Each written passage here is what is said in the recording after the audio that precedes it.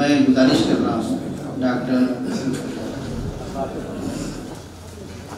جب کوئی اچانک شاعر ہو جاتا ہے تو دوسرے شعراء مڑ مڑ کر پیچھے دیکھنے لگتے ہیں کہ اس کے پیچھے کون ہے۔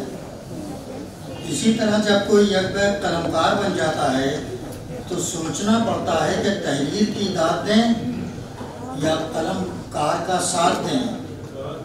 کچھ بھی ہو، صلاحیت ابھر کر سامنے آ ہی جاتی ہے۔ یہ صلاحیت ہی تو ہے کہ صلاحیت نہ ہوتے ہوئے بھی کوئی شخص بال اور داڑھی بڑھا کر بنگالی نہ جانتے ہوئے بھی ٹیگور نظر آ رہا ہے۔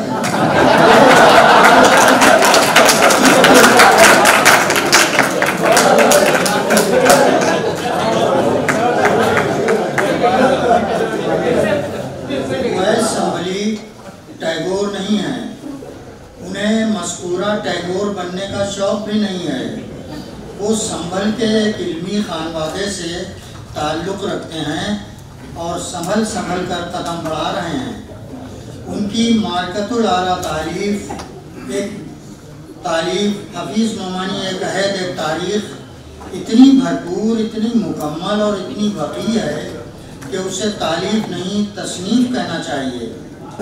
کتاب کا پیش نامہ اوپر سے نیچے تک اور پھر نیچے سے اوپر تک پڑھ ڈالیے، آپ محسوس کریں گے کہ اویس نے اپنی تمام تر صلاحیتیں صرف کر دی ہیں، یعنی یہ کہ دل نکال کر رکھ دیا ہے، جس میں تقریباً 80 مصنفین، قلمکاروں، غیر قلمکاروں، فکشن نگاروں، بڑے ادیبوں اور چھوٹے اخبار نویسوں کے لیے شکر گزاری کے جو کلمات سپرد قلم کیے ہیں، اس نے کتاب کی افادیت میں بڑا اضافہ کیا ہے۔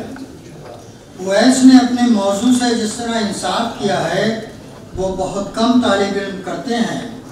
محقق اور تخلیق کار میں یہی بنیادی فرق ہوتا ہے کہ محقق اپنا موضوع پکڑتا ہے جبکہ تخلیق کار چڑیاں پکڑتا ہے۔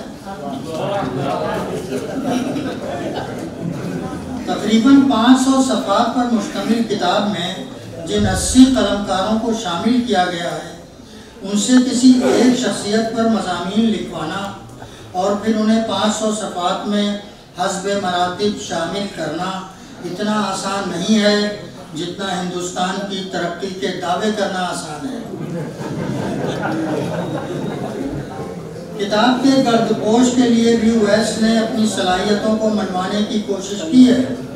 محترم حفیظ صاحب کی تصویر اور پشت پر خود اپنی تصویر آویزاں کی ہے، اور پھر 500 صفحات کی عمارت کا بوجھ 3 عظیم کھمبوں یعنی مشرف عالم ذوقی، سہیل انجم اور معصوم مراد آبادی کے سپرد کر دیا ہے۔ میں نے جب اپنے والد مرحوم جناب مائل ملی آبادی پر 350 صفحات پر مشتمل کتاب داستان مائل ملی آبادی تحریر کی تھی تو میرے چچا پروفیسر خان محمد عاطف نے فرمایا تھا کہ تم نے لائق اولاد ہونے کا حق ادا کر دیا۔ برادرم اویس سنبھلی کے لیے بھی میرے حافظے میں یہی کلمات محفوظ ہیں۔ حفیظ نعمانی ایک ایماندار صحافی تھے، خوش مزاج انسان تھے، معتبر ادیب تھے اور بہت اچھے دوست تھے۔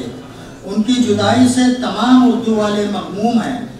یہ وہ غم نہیں ہے جو وزیر اعظم یا وزیر اعلیٰ کو کسی حادثے میں مرنے والوں پر ہوتا ہے۔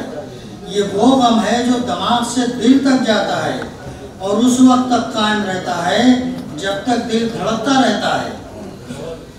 کہتے ہیں کہ آدمی کتے کو کاٹ لے تو خبر نہیں بنتی، لیکن کتا آدمی کو کاٹ لے تو خبر بن جاتی ہے۔ حفیظ صاحب کی صحافت کی یہ فنکاری تھی کہ وہ آدمی کے کتے کو کاٹنے پر بھی دلچسپ خبر بنا دیتے تھے۔ حق مغفرت کرے، عجب آزاد مرد تھا۔